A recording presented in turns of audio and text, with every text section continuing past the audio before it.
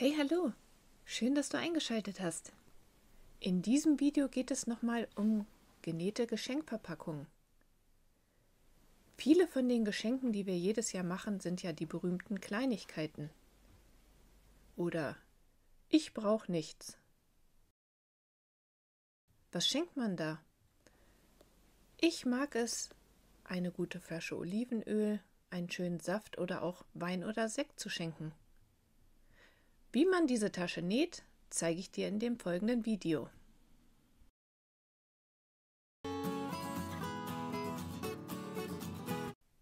Die Tasche kann man aus Canvas, Jeans oder anderen festen Stoffen nähen. Sie hat oben einen Eingriff und im oberen Teil ist sie doppellagig genäht.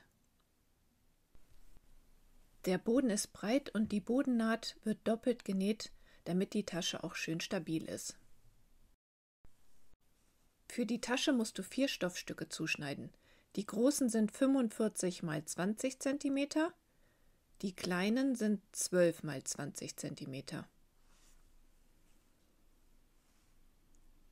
Dann brauchst du zusätzlich zu den üblichen Nähutensilien noch ein Lineal, ein Bleistift, eventuell ein Nahttrenner. Los geht es mit den großen Stoffstücken. Die legst du so vor dich hin, dass die linke Seite nach oben zeigt. Dann werden hier an den unteren Ecken 4 x 4 cm große Quadrate eingezeichnet und anschließend ausgeschnitten.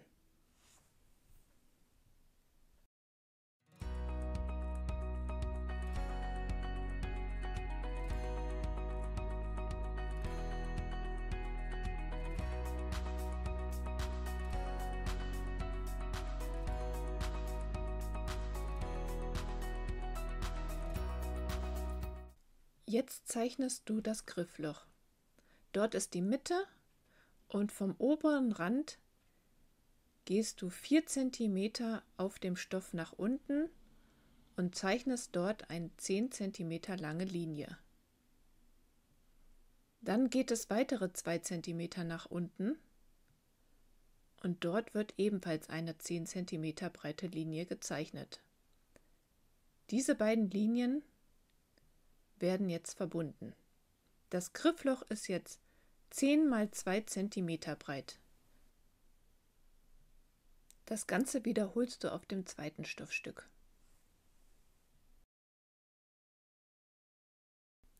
Jetzt legst du die kleinen Stoffstücke rechts auf rechts unter die großen und klammerst sie dort fest.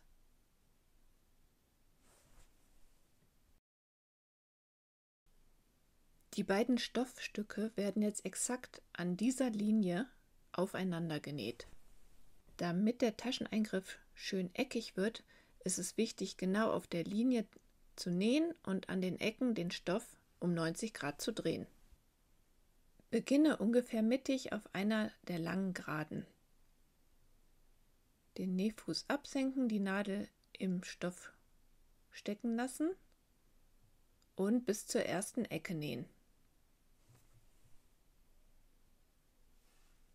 Dann den Nähfuß anheben und um 90 Grad drehen, die kurze Strecke nähen und so weiter.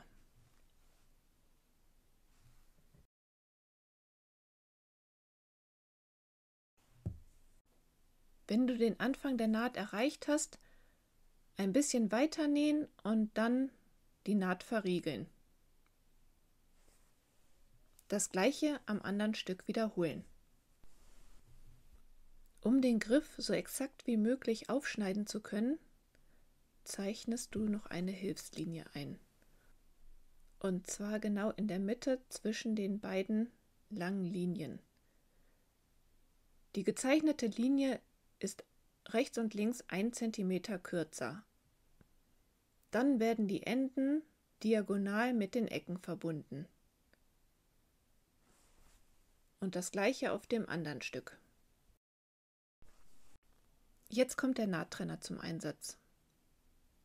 Um ein Loch in den Stoff zu bekommen, benutze ich hierfür den Nahttrenner, dann allerdings schneide ich mit der Schere weiter, da man auch hier sehr exakt arbeiten muss. Wirklich bis ganz nah an die Ecke einschneiden, aber natürlich nicht bis in die Naht. Und das an allen 4 Ecken.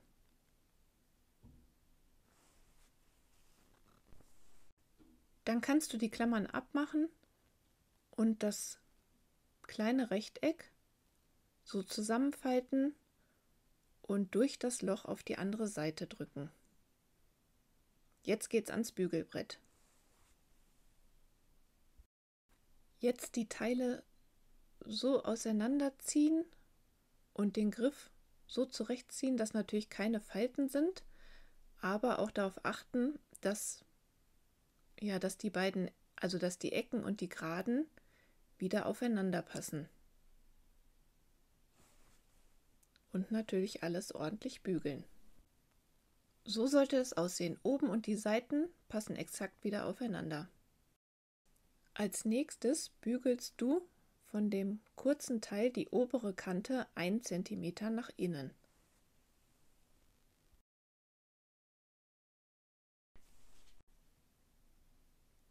Dann klappst du das lange Stück nach oben und bügelst die untere Kante ebenfalls 1 cm nach innen.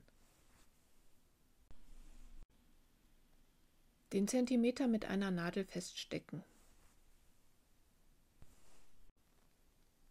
Wieder zurückklappen und das Ganze wenden und an dem langen Stück die obere Kante 1 cm nach innen bügeln.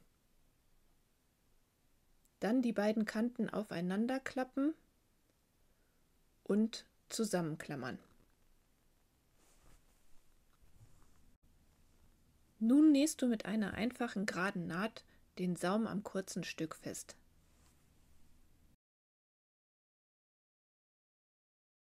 Die Schnittteile nun an den langen Seiten und unten am Boden mit der Overlock oder mit einem Zickzackstich versäubern. Oben bleibt noch offen.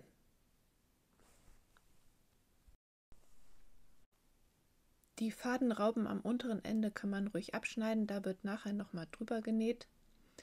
Die Fadenrauben oben allerdings verknoten und auf der Innenseite durch die Naht ziehen.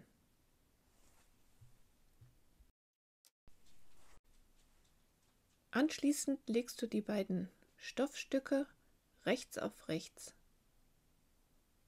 Jetzt nähst du die Seiten und den Boden.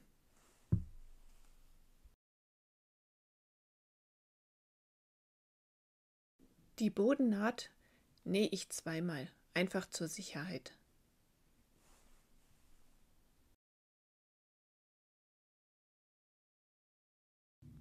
Die oberen Enden sind ziemlich dick und um das Losnähen zu erleichtern, lege ich unter das Ende des Nähfuß so ein Stück Gurtband doppelt gelegt. Dann funktioniert das eigentlich ziemlich gut. Und so werden jetzt die Seiten geschlossen.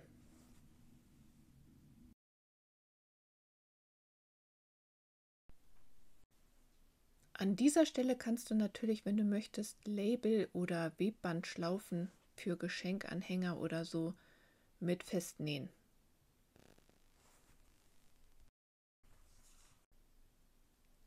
Jetzt kannst du die Nahtzugaben auseinanderbügeln. Als erstes die Nahtzugabe am Boden. Dann die von den Seitennähten. Dafür eignet sich super, weil die Tasche so schmal ist, solch ein Ärmelbügelbrett. Wenn man die Naht schön flach gebügelt hat, sieht man am Ende schon, wie sich die Öffnung von dem Boden so aufeinander fügt. Da kann man das direkt feststecken.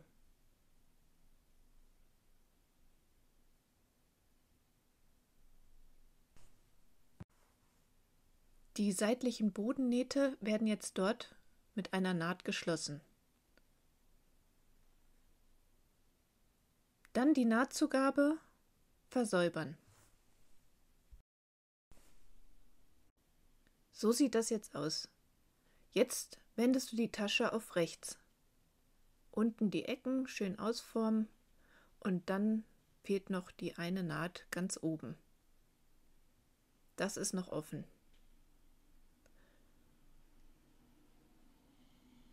Die Nahtzugaben sind ja auseinandergebügelt, aber beim Nähen trotzdem darauf achten, dass sie auseinander liegen.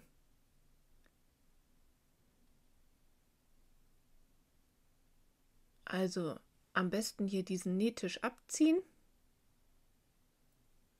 und das Nähstück darüber ziehen und dann am oberen Rand knappkantig absteppen.